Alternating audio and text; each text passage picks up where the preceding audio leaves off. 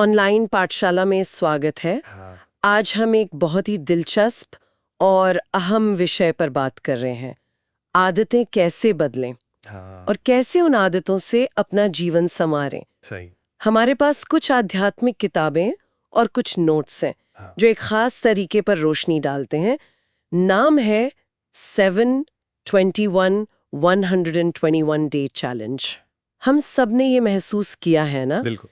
कि नई आदतें शुरू करना वो तो ठीक है, हो जाता है, पर उन्हें बनाए रखना मुश्किल लगता है। वो मुश्किल लगता है। हाँ, तो ये स्रोत बताते हैं कि ये सिर्फ विल पावर का खेल नहीं है, बिल्कुल सही। बल्कि एक सोचा समझा एक तरह से साइंटिफिक तरीका है। सही कहा। तो आइए इस 7-21-121 फॉर्मूला को थोड़ा समझने की कोशिश करते हैं।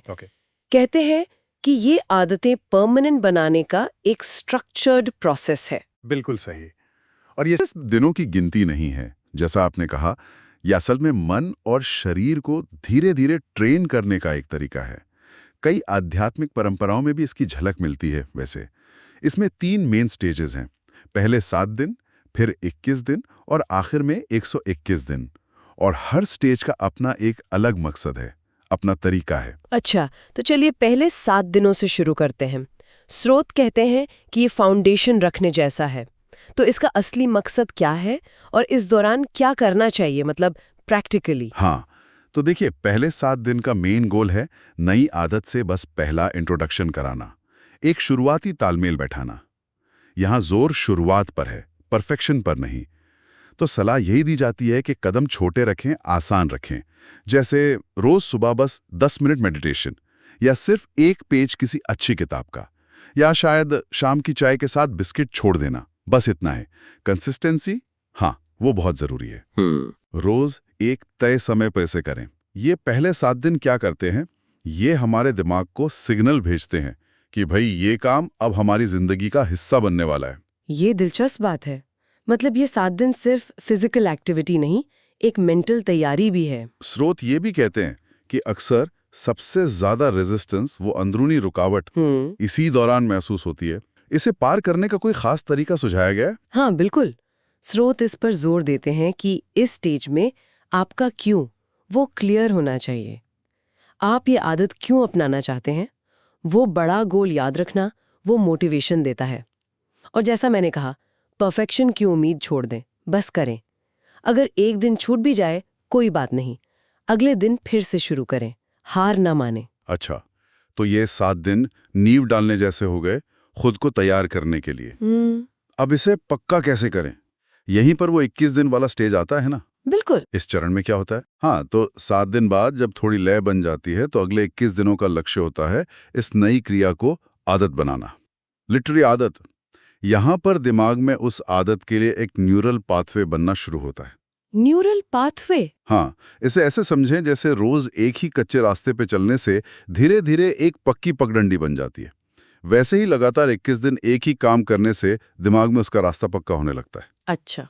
इसके लिए रोज उसी समय उसी तरह से प्रैक्टिस करना और अपनी प्रोग्रेस को ट्रैक करना। ट्रैक करना मतलब लिखना कहीं? हाँ, कहीं लिखना या नोट करना, ये बहुत हेल्पफुल होता है। कई रिसर्च और आध्यात्मिक ग्रंथ भी मानते हैं कि करीब 21 दिन लगातार करने से कोई क्रिया हमारे सबकॉन्शियस माइंड का हिस्सा बनने लगती है। ये न्यूरल पाथवे वाली बात वाकई रोचक है। मतलब 21 दिनों में वो काम थोड़ा आसान लगने लगता है शायद। हाँ, कुछ हद तक एफर्ट कम लगता है। लेकिन फिर आता है 121 दिनों का पड़ाव। ये तो काफी लंबा समय है। इसका क्या महत्व है? हाँ, और यही वो चरण है जो आदत को सिर्फ आदत नहीं बल्कि आपकी लाइफस्टाइल, आपकी पहचान का हिस्सा बना देता है। ओह, लाइफस्टाइल। जी, 121 दिनों का लक्ष्य है इस आदत को इतना गहरा और मजबूत कर देना कि वो आपके स्वभाव में रच बस जाए। फिर उसे करने के लिए सोचना नहीं पड़ता, वो अपने आप होती है, बिना किसी खास एफर्ट के। नेचुरली।